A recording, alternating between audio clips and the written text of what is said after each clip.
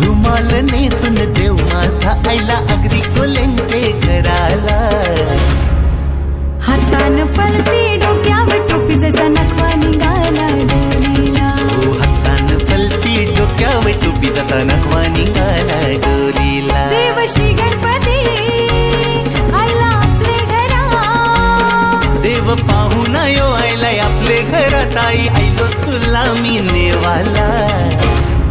चल बेगीन तयारी कर गो ताई बंधू आयला तुला यो नेवाला. अगो बेगीन तयारी कर गो ताई बंधू आईला